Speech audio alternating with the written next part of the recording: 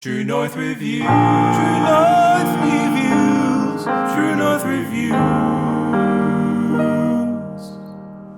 Hey there, welcome to True North Reviews. My name is Ryan, and today we are discussing the Eric Church record, Heart. This is the 7th LP from American country music singer-songwriter Eric Church. I believe the first project he's released since 2018's Desperate Man. Though I'm not normally on top of many country releases, I can't help but to notice a surge in the double and triple album concepts from that part of industry of late. Morgan Wallen did it earlier this year on his Dangerous double LP. Luke Combs is hinting at an extended version of his most recent record, so I'm convinced that there's got to be something in the water for country music. Whatever the case may be, Eric Church is giving his fans plenty of reason to be happy right now, as Heart is the first of 3 albums in a back-to-back week cycle, where a quick turnaround schedule is not the only ambitious detail about the Heart and Soul series. In fact, these 3 projects are coming out on the heels of a 28-day recording session in the mountains of North Carolina,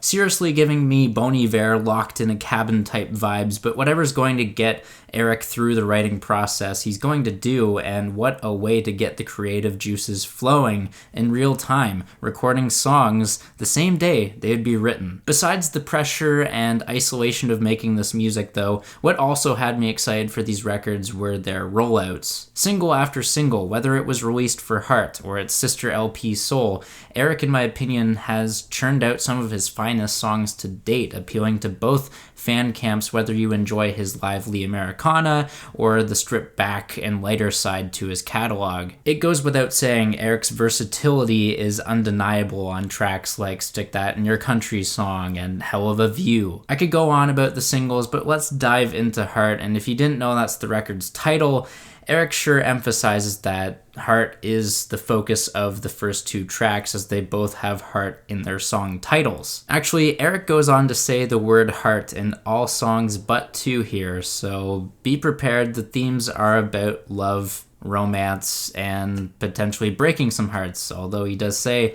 never break heart. If I haven't said Heart enough, this record starts off with Heart on Fire. This is Heartland rock done to perfection. It's got that roots rock setup with flourishes of piano harkening back to Bob Seger, and an extremely satisfying chord progression that I just have to reference Bruce Springsteen. Varying it up though, Eric puts his own spin of gospel influence on the track with some very lively and uplifting backing vocals.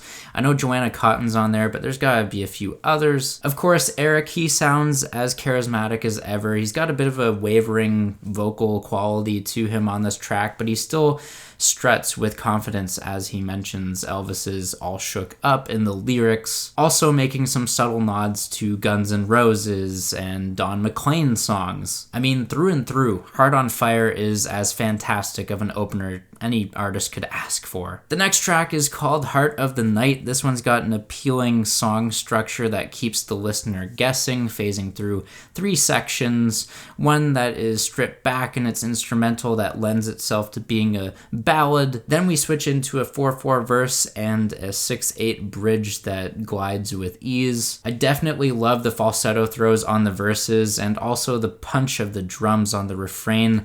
Those just tug on the heartstrings like a rock opera. And sorry, I had to make sure you knew the song was about hearts yet again. Out of the batch, it seems like Russian Roulette is quickly becoming a fan favorite.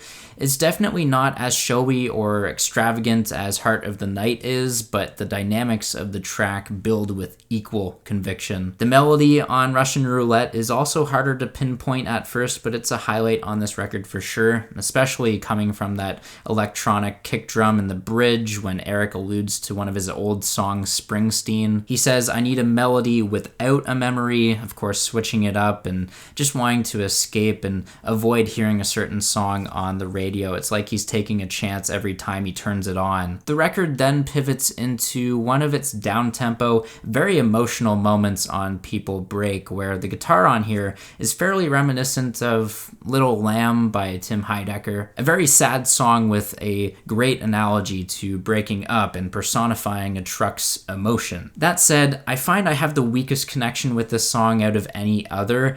And look, I know not everything's going to be high energy. It's just I still find myself going back to the louder and in-your-face tracks here. And that's when this record fortunately picks it back up for that same energy it started with. At the same time, you'll notice that the album is transitioning into the more obvious country side of Eric's work. No doubt, Church has me on board with Stick That in Your Country song. Stylistically, it might come out of left field to be included on this record, given that it's so loud and doesn't go down as smooth as some other tracks on here, but I don't mind. The song is essentially in a constant crescendo, and Eric really just digs in and goes all out on his vocals with some snarling. And I think that should easily have crowds matching that energy, singing along whenever concerts make their official return. Another country song on Heart through and through is Never Break Heart.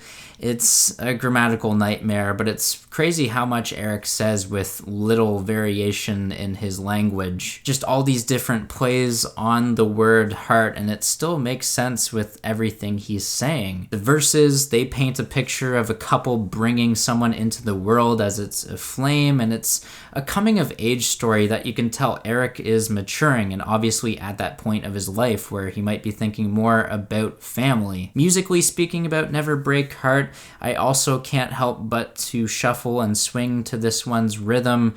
I'm also very fond of the mellotron in the outro of this track. It adds an ethereal atmosphere to get the listener to reflect on the corny yet sentimental lyrics. From there, Crazy Land, it's alright. It was one of the singles that's kind of shrunk on me as time's gone by, and I prefer Hell of a View, but by no means is Crazy Land filler. I wouldn't skip this track if I was ever listening to the entire album. Next, we get the most country-sounding song on the project with Bunch of Nothing. That classic twang of the guitars appears, the vocal drawl, everything that is classically associated with country. Couple of other notes on Bunch of Nothing. I appreciate the descending refrain as well as the well-timed electric and acoustic guitar solos. Now, just when you think Heart is happy to settle somewhere between Heartland rock and country, Love Shine Down is obviously one of the more country-leaning tracks, but I do have to commend its instrumental choice to include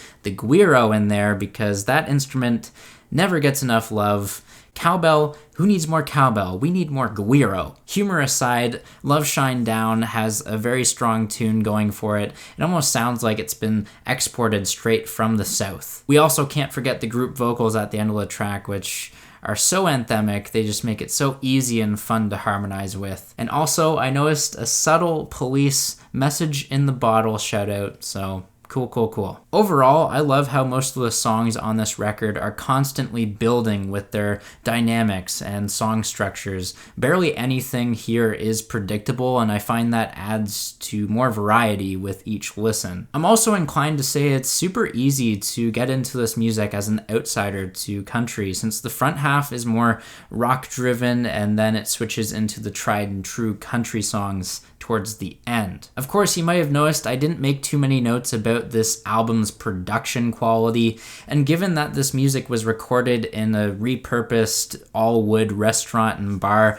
I can't take too many points away from it for that reason, also because the songwriting is just so organic and it was put to tape the same day that the songs were being made. Regardless, many of these tracks end up sounding very warm and rustic in their production quality, and it's very different from what you would expect from any other Eric Church album. Take that for what you will, obviously. And now from the songwriting perspective, majority of these tracks I find either impressive, enjoyable, and even at times a little mind-blowing. Despite a couple spots on this record where I might have flipped a song or two in the track list, or some of the lyrics could have gone for a rewrite, I can still give massive props for a very strong country project and project in general. And that's good news because I've been looking for an album to separate itself from the rest of the group this year, and Eric is the first one to do it. This review was easy to write, and I'm going to go with my gut on this one.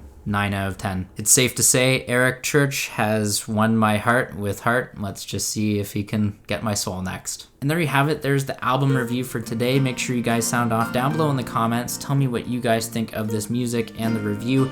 If you guys agree or disagree, I'm here to engage with you guys. If you want to leave a like, subscribe if you're new in town, I'd appreciate all of that. Thanks for watching, and have a rockin' day.